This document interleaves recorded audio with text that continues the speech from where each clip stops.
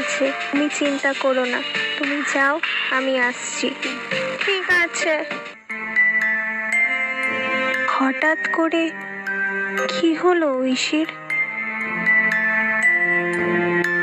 ঐশীকে নিয়ে পরিবারের সকলে ভীষণ চিন্তিত হয়ে পড়েছিল, আর চিন্তিত হওয়ারই কথা। মাঝে মধ্যে ঐশী কেমন যেন রহস্যময়ী হয়ে উঠত। এদিকে বাড়িতে পুজো চলছে। হঠাৎ অষ্টমীর দিন যখন আমি বারান্দায় দাঁড়িয়েছিলাম, তখন দেখলাম কমলা মাসির পেছন পেছন ঐশী হাঁটছে। এ কি, ঐশী বাগানে কমলা মাসির সাথে কোথায় যাচ্ছে? দেখি তো। কমলা মাসি? কিছু বলছো শ্রুতি দিদিমণি? না, কিছু না।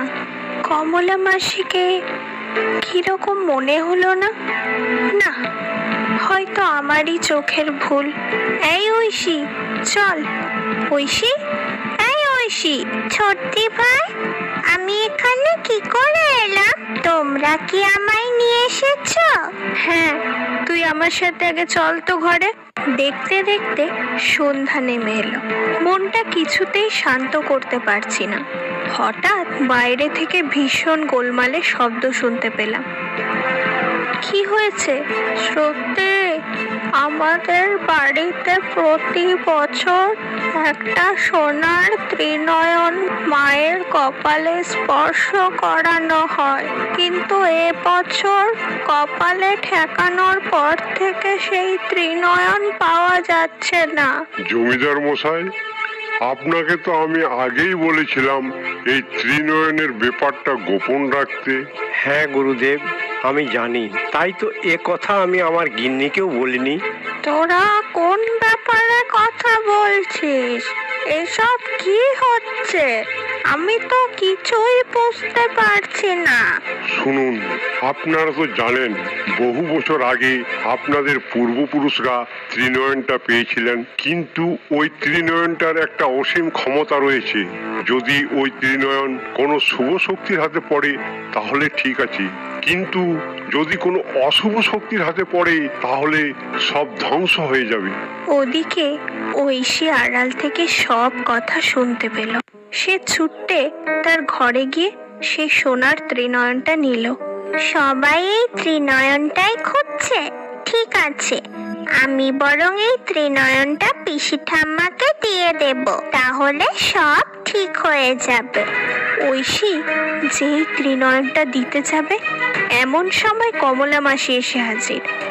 এ কি কমলা মাসি, তুমি এখানে? হ্যাঁ ঐশী দিদিমণি, তোমার কাছে এই ত্রিনয়নটা রয়েছে। ওদিকে কর্তা বাবু, বড় গিন্নিমা, সবাই তো এই ত্রিনয়নটা খুঁজছে। দাও, আমায় দাও, আমি ওটা দিয়ে আসছি। না কমলা মাসি, আমি দিয়ে আসছি, তোমাকে দিতে হবে না। অনেকক্ষণ ঐশীকে দেখছি না। ঐশী কোথায় গেল? নিশ্চয় ঘরে আছে, যাই গিয়ে দেখি তো। না ঐশী দিদিমণি, তুমি এখানে বরং খেলো, আমি গিয়ে দিয়ে আসছি। তোমাকে কতবার বলবো? বলছি তো, আমি নিজেই যাব। তোর এত বড় সাহস, তুই আমার কথা অমান্য করছিস? এই ত্রিনয়নের জন্য আমি অনেক দিন অপেক্ষা করেছি, আজ আমার সমস্ত অপেক্ষা শেষ হবে। না, আমি তোমাকে ওটা দেব না, তুমি ভালো নও। আজ তোর রক্ষে নেই। খবরদার, ওকে কিচ্ছু করবে না। ছোট্টি ভাই, আমার মনে হচ্ছিল তুমি অন্য কেউ। তোরা আমার আসল চেহারা দেখে নিয়েছিস, এবার তোদেরকে কেউ বাঁচাতে পারবে না। দে বলছি, দে। হঠাৎ সেই ত্রিনয়নটা অজান্তেই ঐশীর কপালে ঠেকে গেল। অমনি বিশাল আলোর ছটা সৃষ্টি হলো। সেই ছটায় ডাইনিটা মারা গেল। এত চিৎকার চেঁচামেচিতে পরিবারের সবাই ঘরে উপস্থিত হলো।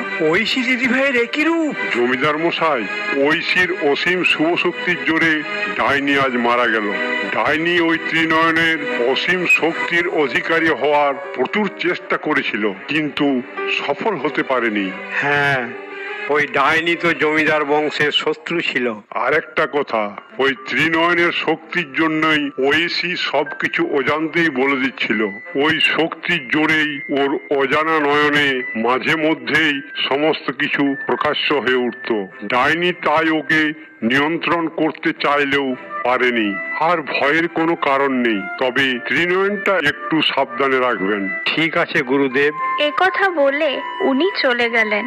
এরপর থেকে ঐশীও সুস্থ হয়ে উঠল ও মায়ের পুজো ভালোভাবে সুসম্পন্ন হলো।